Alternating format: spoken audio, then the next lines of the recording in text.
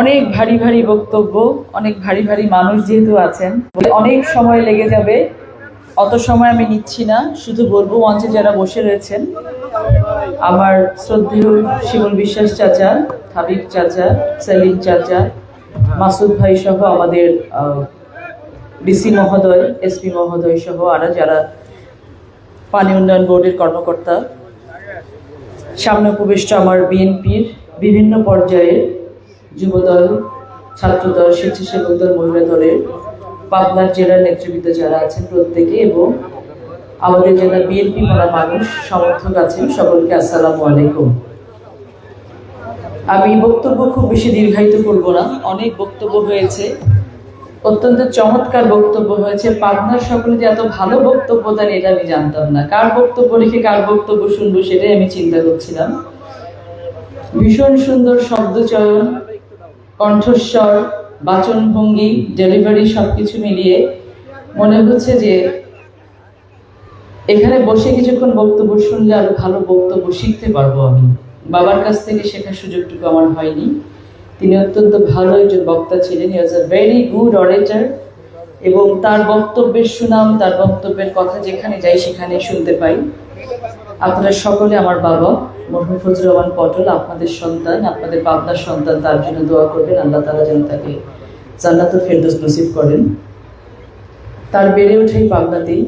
ছোটবেলাতে আমার দাদুর বাড়ি ছিল পুষ্পালয়ে, সেখানে আব্বুর বড় চাচা আমিনুদ্দিন দাদু, আপনারা জানেন, আমাদের স্টেডিয়ামটা এখানে করা হয়েছে তার নামে।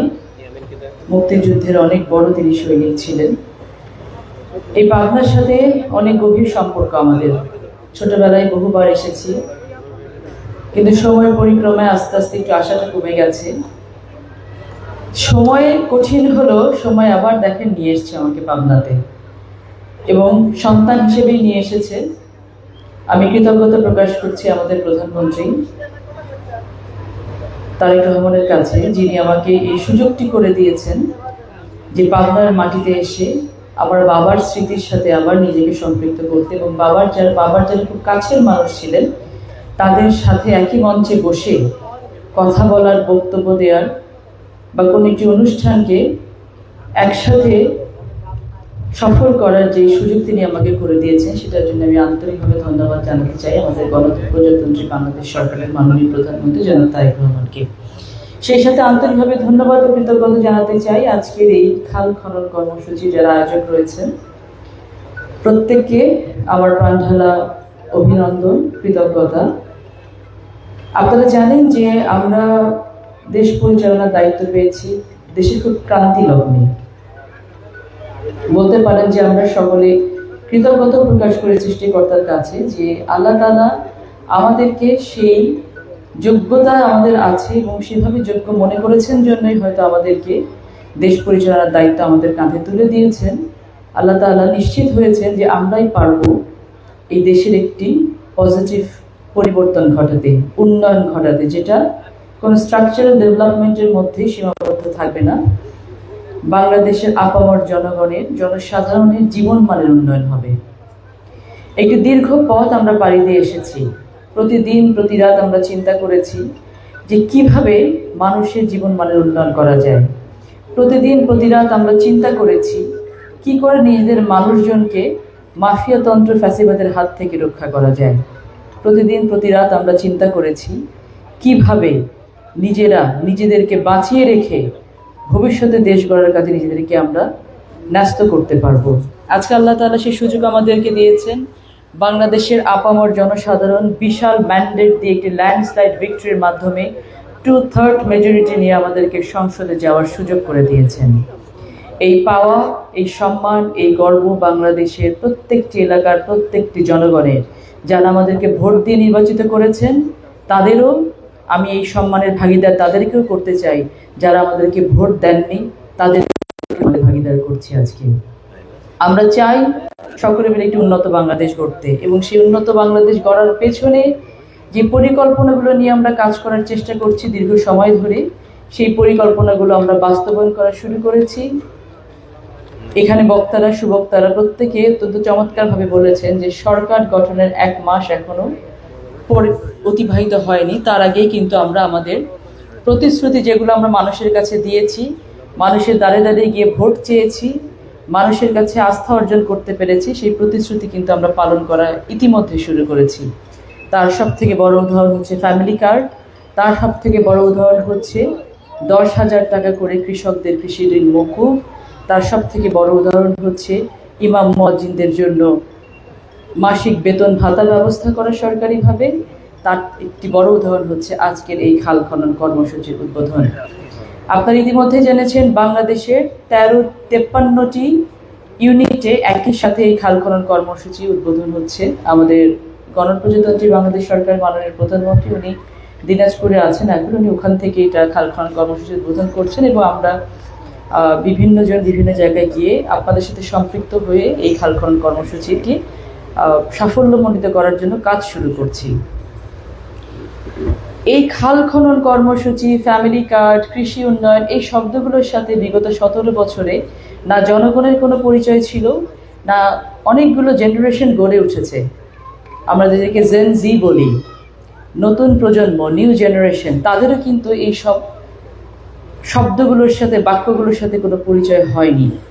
হঠাৎ করে আমাদের মনে হতেই পারে যে এত ডেভেলপড টেকনোলজি আছে, পৃথিবী এগিয়ে যাচ্ছে বহুদূর, আমরা তো অনেক বড় বড় যন্ত্রপাতি বাংলাদেশ ইম্পোর্ট করে অথবা তৈরি করে অনেক ডেভেলপমেন্টের কাজ করতে পারি, অযথা কেন আমাদের মাঠে ঘাটে গিয়ে, বনে বাজারে গিয়ে অথবা প্রত্যন্ত অঞ্চলে গিয়ে খাল কাটতে হবে? এটা আবার কেমন কর্মসূচি? এই প্রশ্নটা এই কারণেই আমি করছি এখানে, ইতিমধ্যে এরকম কিছু প্রশ্ন আমার কানে এসেছে ব্যক্তিগতভাবে, যে এরকম খাল খনন কর্মসূচি আবার কেন শুরু করতে হবে। তাদের উদ্দেশ্যে আমি বলতে চাই, আমাদেরকে আমাদের শেকড় ভুললে চলবে না। তাদের উদ্দেশ্যে আমরা বলতে চাই, আমরা যারা শেকড় ভুলে যাই তাদের শেকড় উপড়ে ফেলতে ওই 5ই আগস্ট কিন্তু বারবার আসে। আমাদেরকে মাথায় রাখতে হবে যে একটি দেশকে, একটি রাষ্ট্রকে যদি এগিয়ে নিয়ে যেতে হয়, তাহলে সেই দেশের, সেই রাষ্ট্রের প্রত্যেকটি জনগণকে এগিয়ে নিয়ে যেতে হবে। তিনি যে পর্যায়ে থাকুক না কেন, যে স্ট্যাটাসে তিনি বিলং করুন না কেন, যদি প্রত্যেককে তার জায়গা থেকে আমরা কিছুটা উন্নত করতে না পারি, তাহলে কিন্তু আমরা উন্নত বাংলাদেশ গড়তে পারবো না। আজকে আমরা দিন আনি দিন খাই যারা আছি, মাস শেষে আমাদের গুনতে হয় যে আমরা বাকি 5টা দিন কি করে শেষ করব। আরও আমরা যারা আছি, যারা ইনকাম করছি, হয়তো আমাদের বেতনও বাড়ছে, সেই সাথে দেখা যায় যে দ্রব্যমূল্য বেড়েছে। বিগত কয়েক বছরে যা ইনকাম করছি দ্রব্যমূল্যের পেছনেই খরচ হয়ে যাচ্ছে, আমাদের কোনো সঞ্চয় থাকছে না।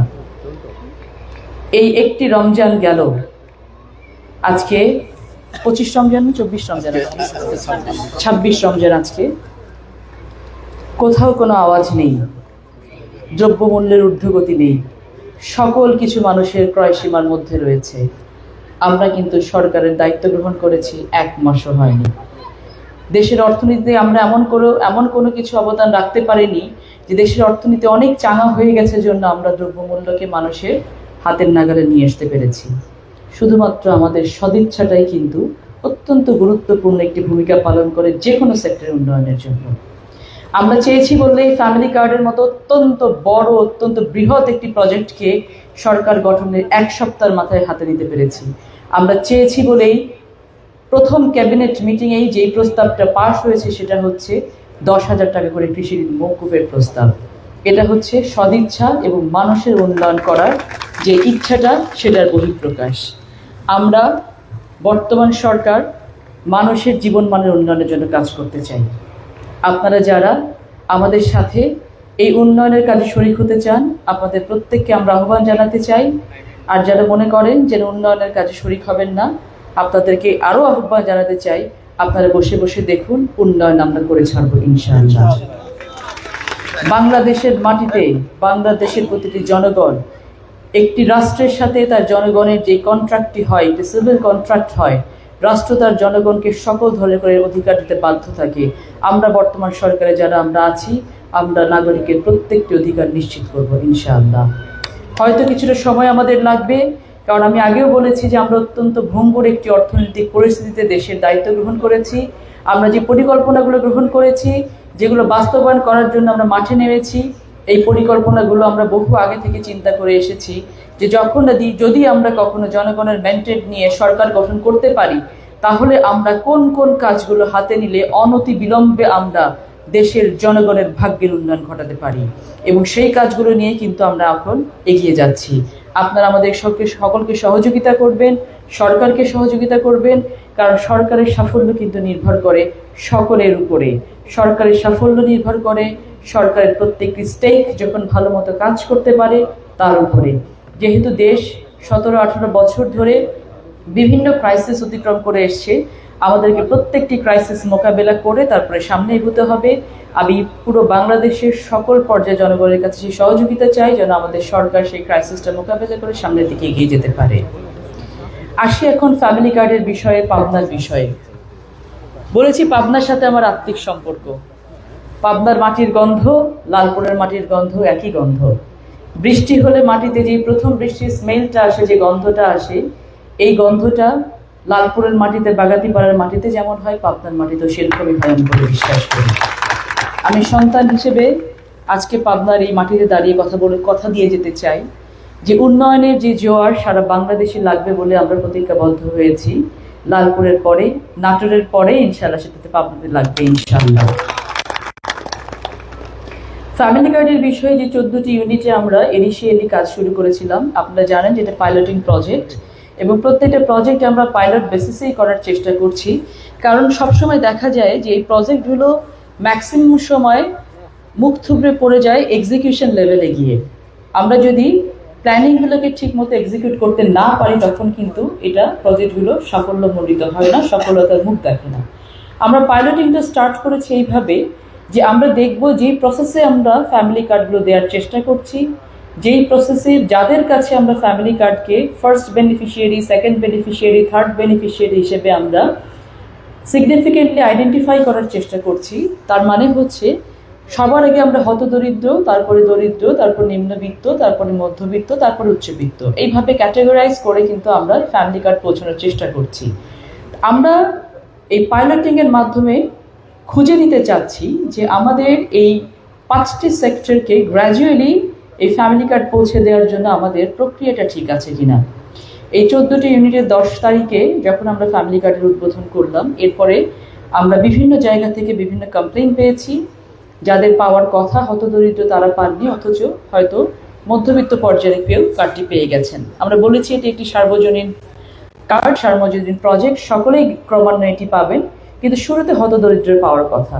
তাহলে যে কমপ্লেইনগুলো আসছে, এই কমপ্লেইনগুলোকে আমরা ইনিশিয়ালি আইডেন্টিফাই করার জন্য, প্রবলেমের সলিউশনগুলো করার জন্য আবার একটি কমিটি গঠন করে দিয়েছি প্রত্যেকটি ইউনিটে। কমিটিগুলো আমাদেরকে রিপোর্ট দেবে, আমরা এররগুলোকে আবার আইডেন্টিফাই করে সলিউশন করে নিয়ে পরবর্তী এক্সপানশনের দিকে যাবো ইনশাল্লাহ, এবং সেকেন্ড ফেজে গিয়ে যেন এই ভুলগুলো আর না হয় সেভাবেই কিন্তু আমরা কার্ডগুলোকে ডিস্ট্রিবিউশন লেভেলে যাব।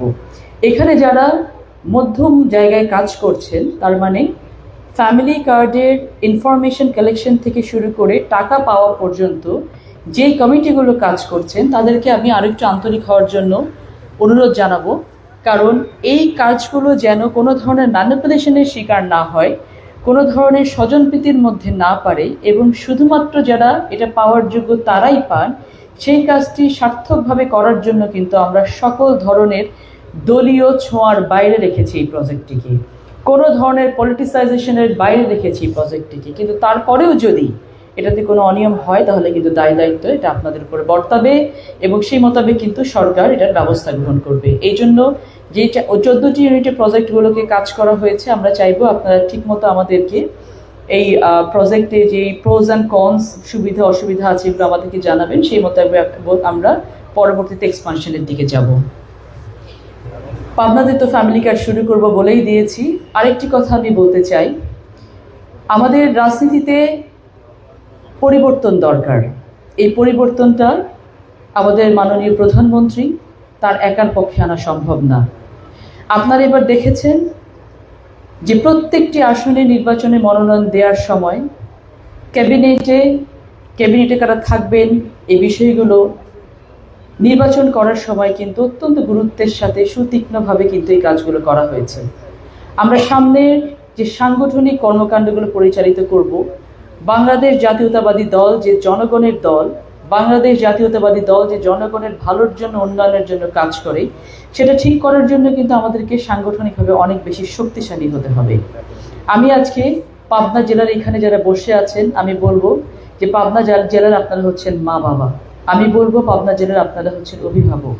আমি উদাত্ত আহ্বান জানাবো আমার চাচাদের কাছে, ভাইদের কাছে, মন্ত্রী হিসেবে না, একজন সন্তান হিসেবে এবং তরুণ প্রজন্মের একজন রাজনীতিবিদ হিসেবে আমি আপনাদের কাছে উদাত্ত আহ্বান জানাতে চাই, আপনারা তরুণ প্রজন্মকে প্যাট্রন করুন, আপনারা তরুণ প্রজন্মকে রাজনীতিতে উঠিয়ে নিয়ে আসুন, আপনার তরুণ প্রজন্মকে রাজনীতি করার সুযোগ করে দিন। আমরা যারা রাজনীতি করার জন্য আগ্রহী আছি, আমরা যারা দেশে বিদেশে পড়াশোনা করেছি, আমার অনেক সুযোগ ছিল বিদেশে থেকে যাওয়ার। আমি যখন বাইরে পড়াশোনা করেছি, আমার একটা সময় মনে হয়েছে যে হয়তো আমি এখানে থেকেও যেতে পারি, কিন্তু আমাকে আমার মাটি টানে, আমাকে আমার দেশ টানে, আমাকে আমার দেশের মানুষ টানে। আমি কিন্তু দেশে ফিরে এসেছি।